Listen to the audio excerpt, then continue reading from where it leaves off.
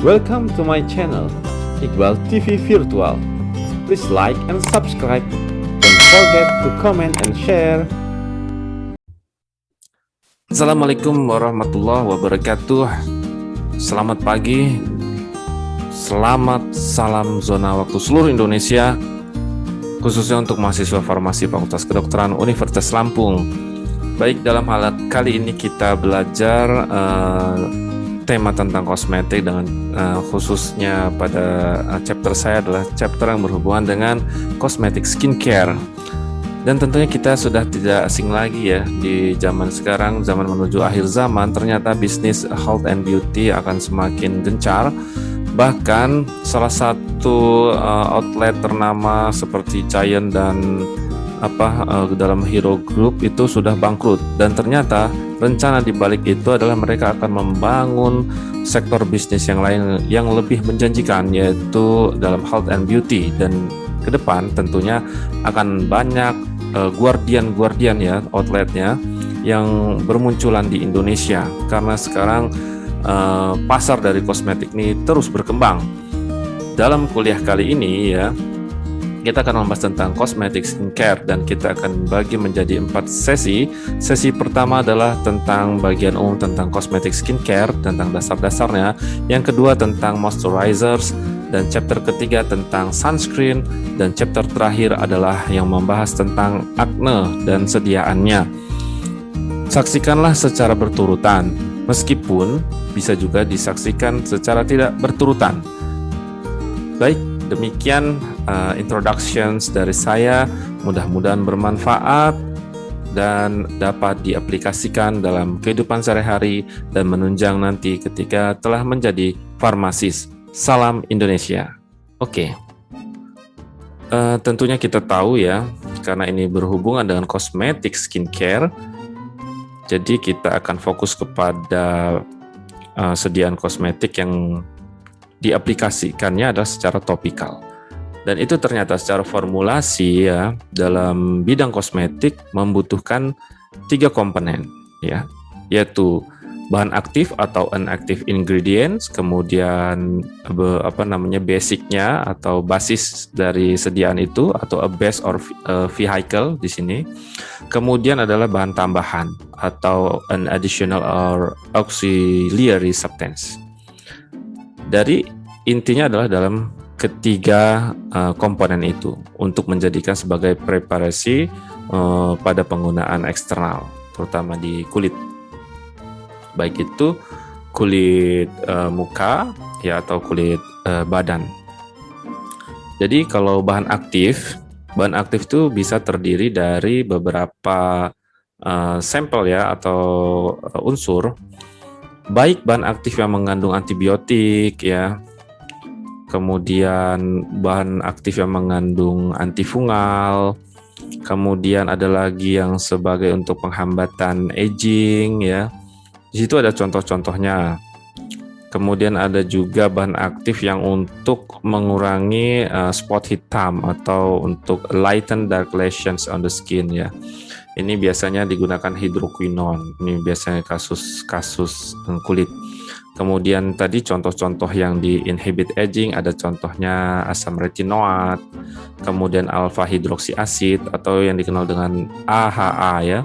Kemudian di fungus itu banyak digunakan obat ya, dan antibiotik juga, itu biasanya untuk akne. Kemudian sebagai basis atau vehicle ya, istilahnya kendaraannya. Jadi basis di sini adalah untuk bagaimana bahan aktif itu bisa sampai ke tempat aksinya, sehingga basis ini menjadi penting sebagai kendaraannya. Nah, basis itulah yang akan penetrate ya. Di situ kan disebutkan sebagai carries the active ingredient into the skin ya, yang akan menembus lapisan-lapisan itu sehingga beraksi di tempat aksinya. Contohnya adalah ada basis lemak, kemudian berbasis water atau aqueous solutions ya, kemudian ada powders. Dan sebagai additional atau auxiliary substances-nya bisa digunakan, ada pewarna, ada pengawet, ada parfums, dan situ ada fragrance juga. Nah, dalam basis kosmetik ya atau medical products, tadi kan kita gunakan ada fatty base atau basis lemak. Apa tujuan penggunaannya basis lemak? Yaitu ada dua. Ya, di situ dilihat ya. Jadi untuk better penetrate the skin itu utamanya. Kemudian untuk meningkatkan skin's moisture level. Nah, itu intinya. Meningkatkan skin's moisture level. Jadi dengan apa? Dengan cara membuat lapisan oily film pada permukaan kulit yang kemudian akan mengurangi jumlah penguapan dari air yang berada dari dalam kulit untuk menguap ya. Sehingga dia menjaga skin moisture atau kelembapan kulit. Nah, ini gunanya dari fatty base. Fatty base ini bisa berasal dari 3 unsur utama, dari animal, kemudian dari plant, tumbuhan, kemudian dari mineral source.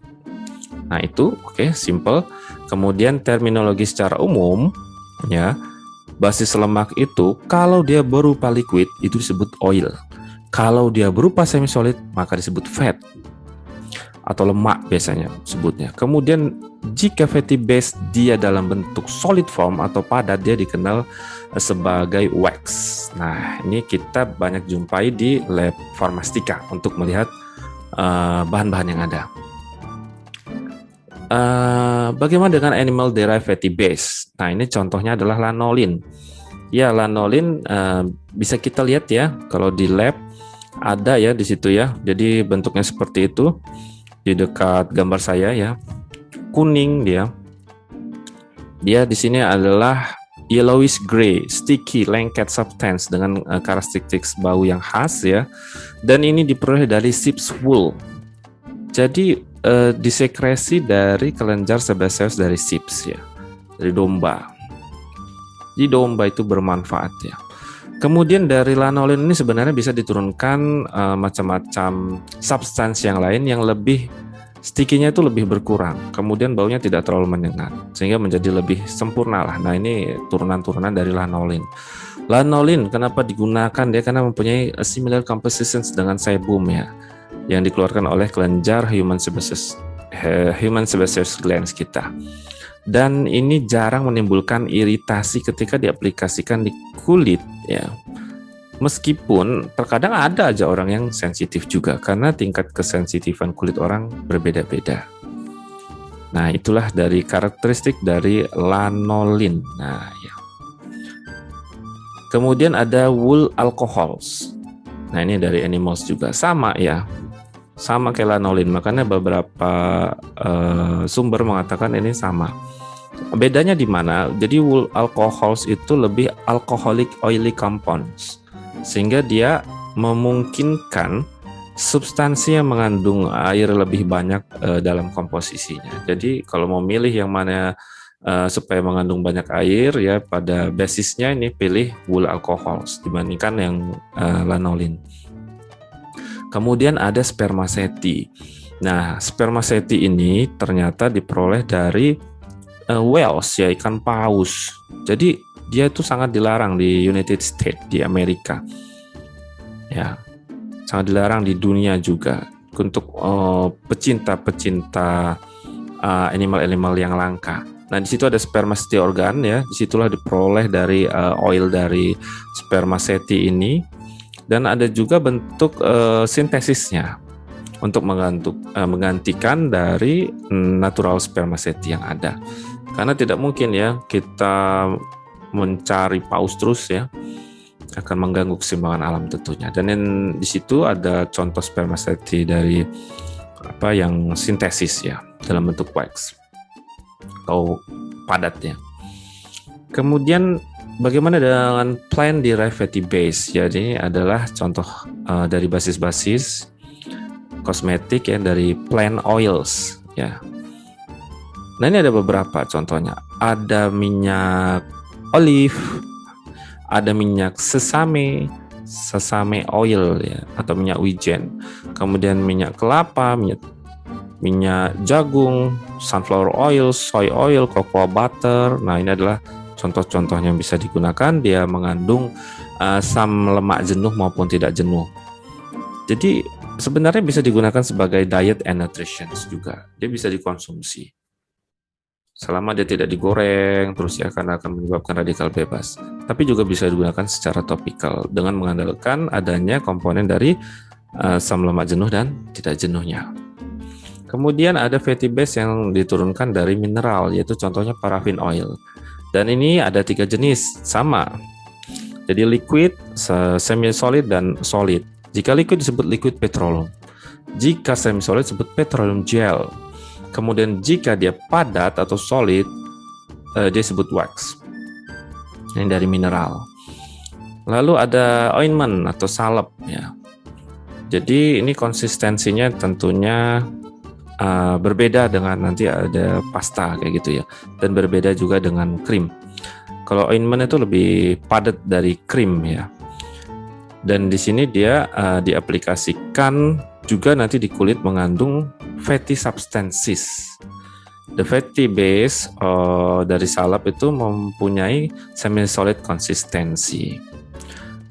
Nah, itu dari ointment. Nah, dengan adanya basis lemak, dia memungkinkan penetrasi kulit yang menjadi lebih mudah untuk mengantarkan active ingredient-nya itu pada ointment juga. Dan terkadang digabung ya, dikombinasi produk-produk ointment ini dengan bahan aktif.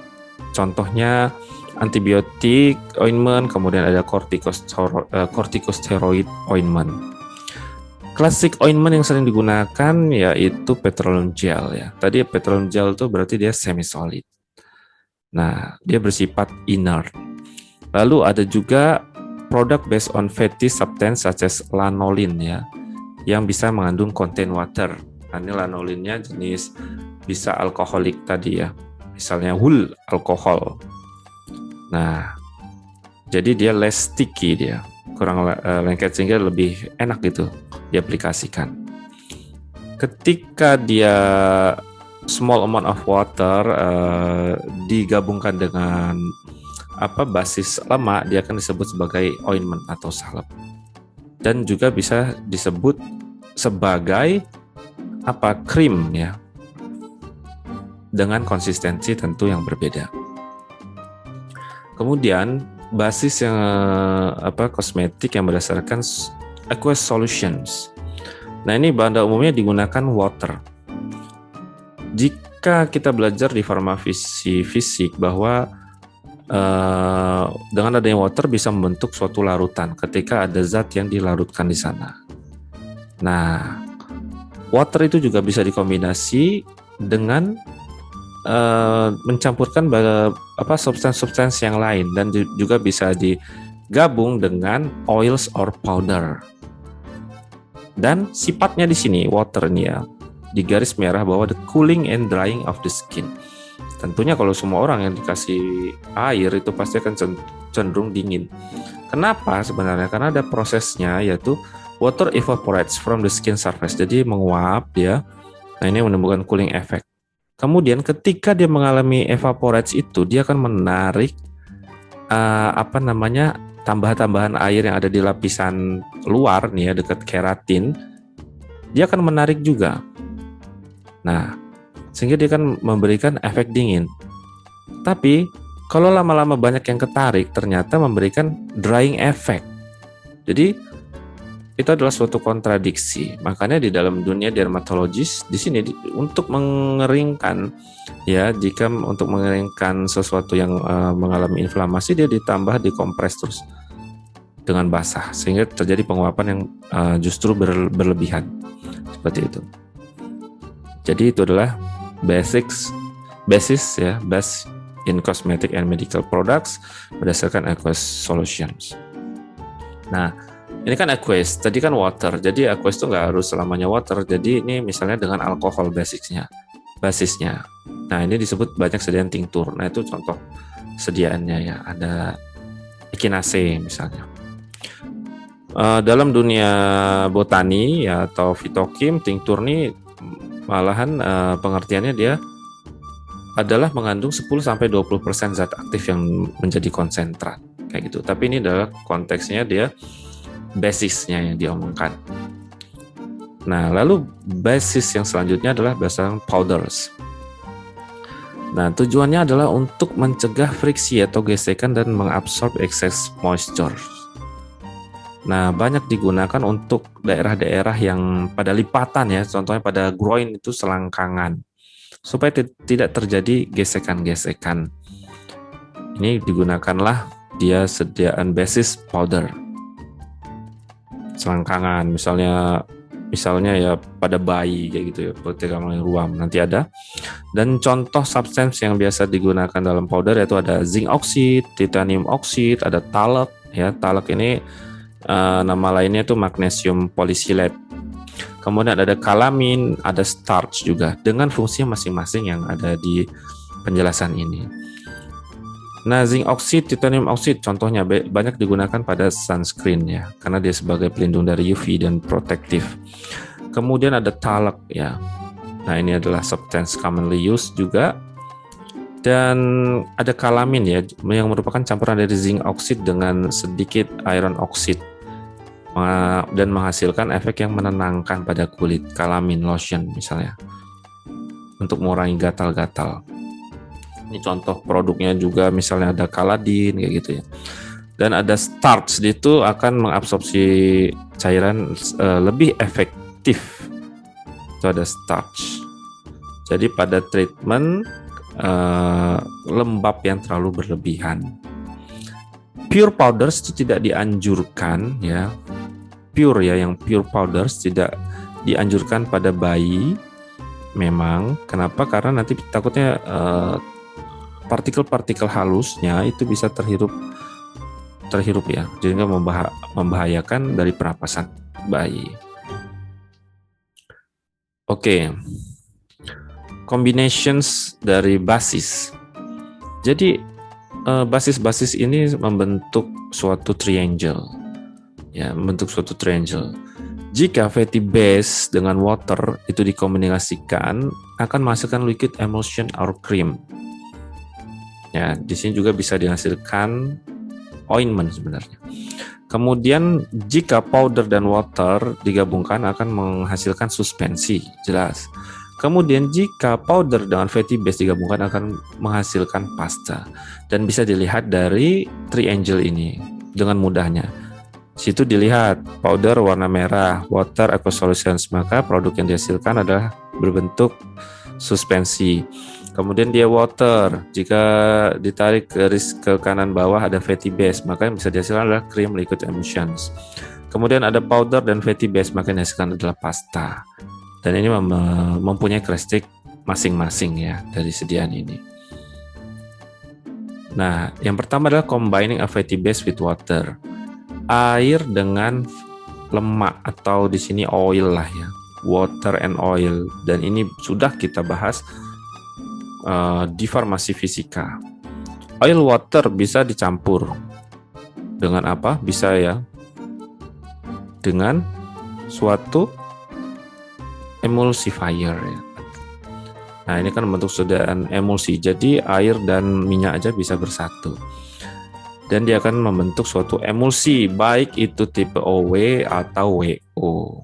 Dan ini sudah kita bahas, sehingga tidak kita bahas lagi secara detail di sini ya. Jadi ketika sejumlah air dalam emulsi yang lebih besar, maka end produknya adalah liquid dan disebut liquid emulsions. Ketika end product dari emulsi itu adalah semi solid state, maka disebut sebagai cream seperti itu ya. Dan juga bisa sebagai ointment. Nah, tentunya ointmentnya yang lebih padat lagi konsistensinya dari fatty-nya. Ya. Tentunya nanti ada dibahas di chapter-chapter selanjutnya. Ini ada membahas konsep dasarnya saja untuk pengingat. Kemudian tipe-tipe krim. Ini tentunya yang wanita-wanita terutama sudah sangat mengenal ya tentang tipe krim. Ada vanishing cream, ada night creams. Banyak sekali ya. Jadi kalau di kamar wanita itu biasanya tumpukan krim. Kalau di kamar saya ya ada juga krim ya. Ada vanishing, night, tadi ada cleansing cream, moisturizing, foundation, cold cream, eye cream, banyak sekali. Jadi kalau jadi wanita itu harus banyak duit Nah, kalau nggak banyak duit gimana? Nggak bisa beli krim-krim ini. Maka cari pasangan yang banyak duit. Kalau nggak banyak duit. Seperti itu ya. Jadi vanishing cream ini ada contohnya ya. Misalnya yang sudah dikeluarkan oleh Pond's ya. Vanishing cream. Jadi dia lebih ke high water content.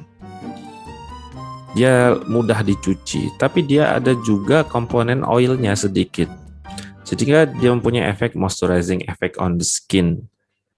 Tapi dia tidak memiliki signifikan sebagai occlusive effect. Apa tuh occlusive effect? Nanti akan dibahas di next part ya, pada pelembab ya. Kemudian vanishing cream ini biasanya digunakan karena mudah tadi ya dicuci, terus dia membentuk lapisan yang transparan sehingga enak, dia dapat digunakan sebagai daytime creams ya. Nah, terkadang dia digabung nih dengan sunscreen atau antibiotik juga bisa, atau other active ingredients such as asam retinoat ya. Sehingga penggunaannya bisa aja ditumpuk.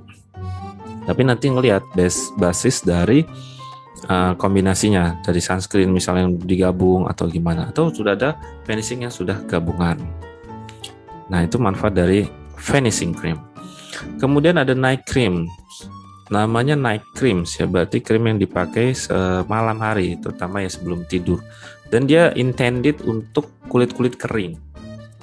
Night cream tidak mempunyai cooling effect.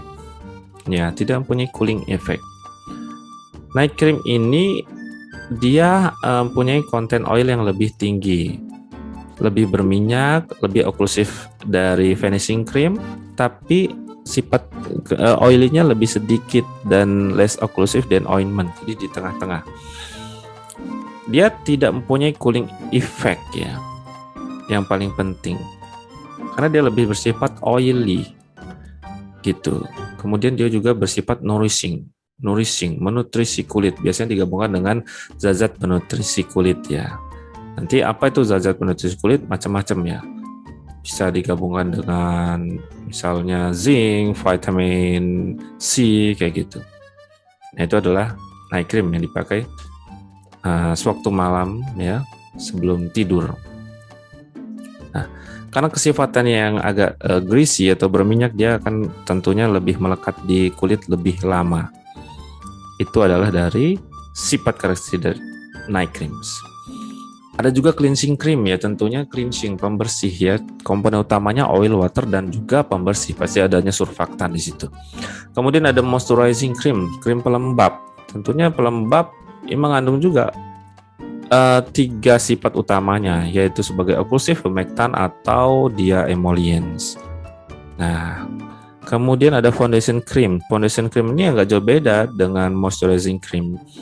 Cuman dia terkadang dikombinasi ya, ada mengandung coloring agents dan juga biasanya mengandung sunscreen, sehingga dia bisa disesuaikan dengan berbagai kondisi warna kulit ya. Nah, ini adalah foundation cream. Ada juga cold cream. Nah, kalau cold cream dia mempunyai cooling effect, namanya cold cream. Nah, dia ini ternyata apa? Bukan emulsi. A cold cream is a simple mixture of oil and water. Jadi campuran dari oil dan water. Tapi dia tidak mengandung emulsifier. Jadi ketika diaplikasikan di kulit, air itu akan terpisah dari komponen oilnya. Kemudian cepat menguap.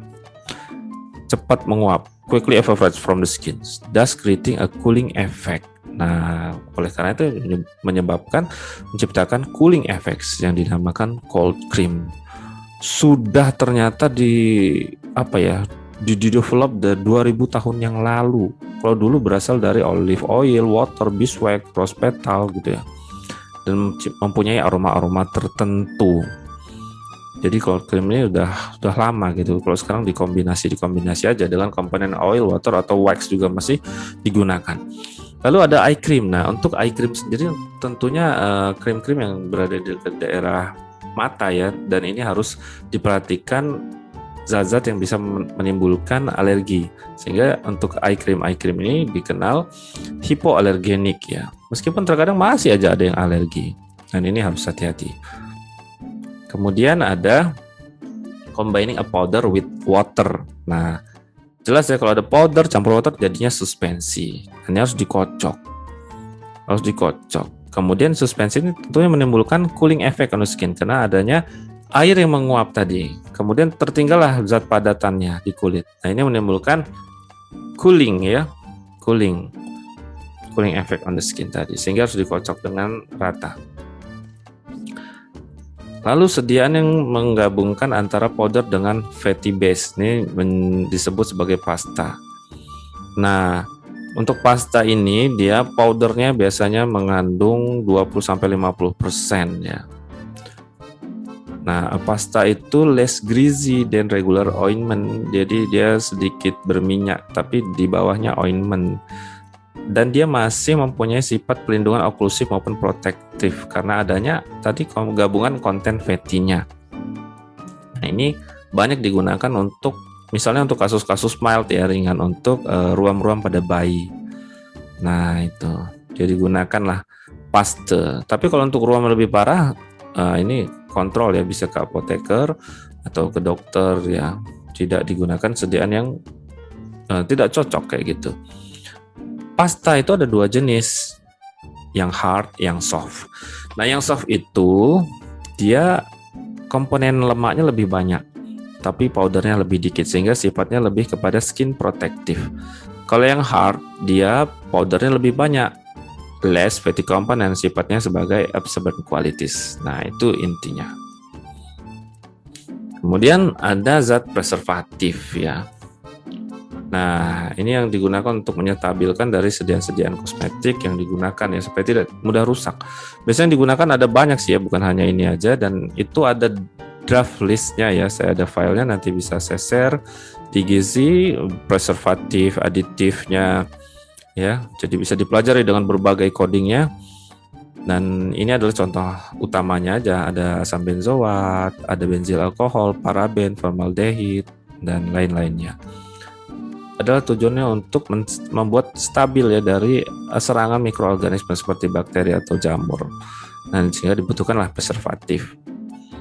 Dan ini adalah contoh formulasi pabrik ya yang bisa kita pelajari, mana nanti dipelajari tadi finishing cream misalnya yang di bawah di sini, dia komponen utamanya adalah water, makanya dia add sampai 100 lebih banyak persenannya.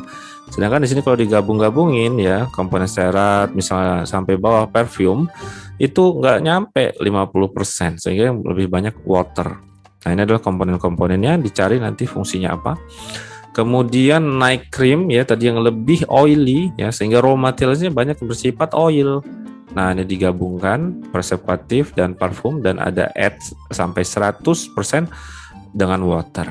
Nah, ini adalah resep formulasi dari pabrikasi kosmetika yang ada.